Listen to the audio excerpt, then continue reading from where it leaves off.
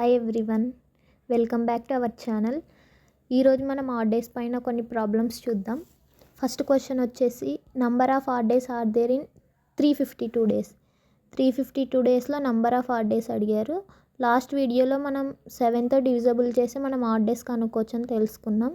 So 750 is 350, reminder వచ్చేసి 2. మనకు reminder odd days అవుతాయి కాబట్టి ఆప్షన్ 2 వచ్చేసి రైట్ ఆన్సర్ అనమాట. నెక్స్ట్ క్వశ్చన్ వచ్చేసి the number of odd days in a non leap year. Non leap year అంటే 365 డేస్ ఉంటాయి. మనకు 365లో నెంబర్ ఆఫ్ ఆడ్ డేస్ అడిగి ఉన్నారు కాబట్టి 7తో డివిజబుల్ చేయాలా. 7 5 35, 1 అండ్ 5, 7 2 14, రిమైండర్ వచ్చేసి మనకు 1. So 1 add day is present in 365 days. So option 2 వచ్చేసి రైట్ ఆన్సర్.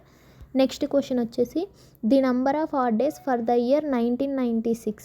1996 అనే ఇయర్లో నంబర్ ఆఫ్ ఆడ్ డేస్ అడిగారు. ఫస్ట్ ఈ 1996 అనేది లీప్ ఇయరా నాన్ లీప్ ఇయరా అనేది మనం ఐడెంటిఫై చేయాలా.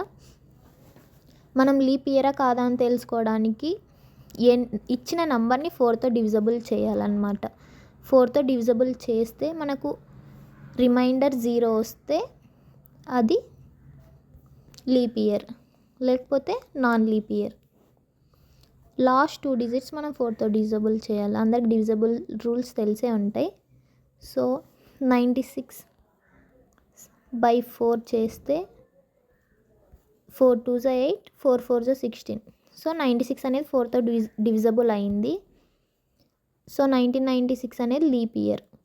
లీప్ ఇయర్లో ఎన్ని డేస్ ఉంటాయి? 366 డేస్ ఉంటాయి.